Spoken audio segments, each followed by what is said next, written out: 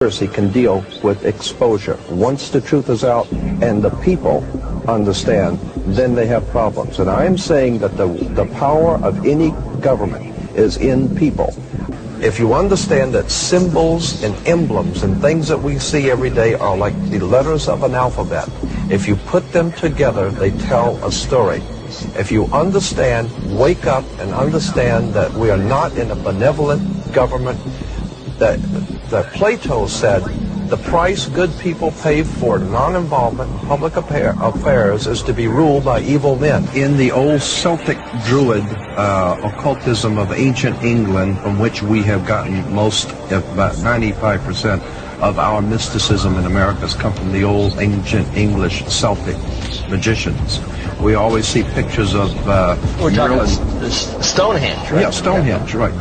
Merlin the magician with his magic wands, and all the magicians always have their magic wands. Magic wands were always made out of holly wood.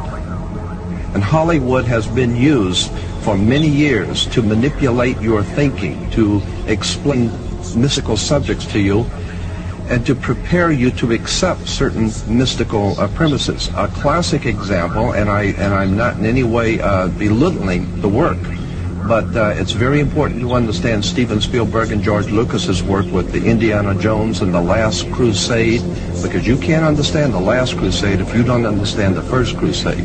And if you understand that the Raiders of the Lost Ark, who was the Raiders of the Lost Ark fighting against? It was the Nazis. Interesting too, in the Star Wars, according to the Masonic reference works that you can get in any library, the Freemasonic Orders of Europe said that there was a little ideologue, a little spiritual entity that gave the knowledge to what the Masons call our hidden masters. That's what Freemasonry refers to, those who lead world Freemasonry. They don't know who they are. No Freemason knows who the actual leaders of the world organization are. They call them our hidden masters. Well, according to the reference works, there is a little spiritual entity that guides the world Freemasonry, and they call him Yoda. And in the reference works, you'll see this little creature with the pointed ears, and he's called Yoda. Yoda goes back to Judah, or Judah, which goes back into British Israel World Freemasonry, going back to the time of the founding of England, and that's why they're today called British. The British, it's a very big difference between being English and British. Brit is Hebrew for contract or a covenant, and ish means man in Hebrew. Therefore, British is the covenant man or man of the new covenant. So we're talking about Star Wars. So we're talking about Star Wars. We're talking about the evil empire, and Empire Yoda, Strikes Back.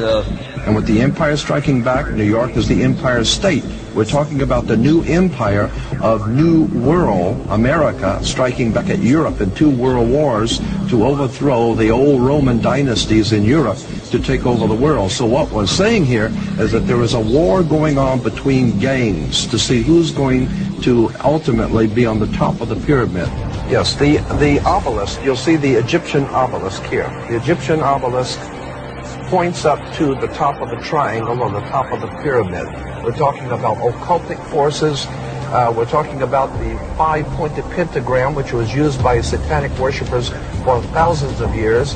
If you take the 5 points off of a 5-pointed star or a pentagram, you have left in the middle a pentagon. That's why the United States has a pentagon. The pentagon is directed toward the North Star because, according to the ancient Babylonians, that's where you gathered power from the gods of the North in war. We're talking about sex, drugs, rock and roll, violence. We're talking about a concerted effort to manipulate the human beings of this country into a new order and a new world, and the people are going along with it, docile, and have not. And it says Novus Ordo Seclorum. That's on the that dollar really bill. interests me. That the term seclorum. You said earlier that meant secular. Now, doesn't that secular really mean more than Well, these people think of themselves as gods. Well, but these are the new gods. But secular. If you ask a minister what secular means, he'll say the secular world and we Christians, meaning that it's a secular world without the God that created us. Isn't that true? Yes. So what we're looking at is a new God, a Luciferian God, a satanic God who will be the leader of the New World Order. So the New World Order is the New World Order without the old God of the Bible and with the new God, Lucifer, Satan. Now, you take a look at the pentagram. We want to bring out one point here in relation to what he says. We're not talking about an evil genius somewhere in Bavaria. We're talking about America. Here is the New World Order. We are in the middle of the most diabolical, conspiratorial movement ever developed on the face of the earth, right here in America. In Africa, and the big game hunters in Africa for many years used to, when you go out to hunt the big game, you wouldn't go into the jungle to look for the big game. You would hire many of the natives to go out with cans and bottles and surround about a 10-mile circle out in front of you and work in, beating cans and bottles and screaming and frightening your prey, the lion or the animal that you're looking for, and he's your prey. And you keep closing in until finally whatever is out there comes out into the open and he's a sitting duck. That is precisely what has been happening for the last 100 years. The Illuminati have been purposely organizing, directing, and financing wars, revolutions, violence, and bloodshed, so that it will sufficiently impress and frighten the world of humanity into accepting a new order, a new police state that will finally put down all the law and order, the disorder in the world. And it is the oldest trick in the book. Our greatest enemy is not in a crack house, it's in the White House. It's not in a bar room, it's in the boardrooms. And so the point I'm making is that we are being manipulated from the very top.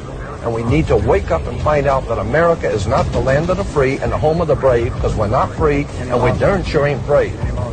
These Illuminati refer to their offspring in their publications as their children, their offspring. They refer to your offspring as kids. You have kids because you're just like a goat. You're sheeple. That's why you have kids. And your children are going to be slaughtered if you go along with the program. There's no question about it. They're going to be identified. They're going to be marked. They want it all. There isn't anything that you've got that they're not finding and taking away. They want your children, your wife, your family, your home, everything. They want it all. And if we don't understand this, we've got to wake up. We have to incite a revelation to avoid a revolution. If we follow the other sheep, we will certainly be led to the slaughter. Never in the annals of human history has so few done so much so often to rape, rob, and ravish so many as the warlords and the warlocks of Wall Street and Washington. We're talking about a global government that's in existence right now. We're not talking about a nation that is going, we're talking about a nation that is gone. We do not control the government of the United States of America. The United States of America is controlled by this evil arc. They control the money system. They control the State Department. They control the presidency. And if you take a look at the fasci on each side of the Speaker's podium in the Senate, you're going to find that we have a new world order in place. What do we have to do? Incite a revelation to avoid a revolution. Or wait for the second coming. The choice is up to you.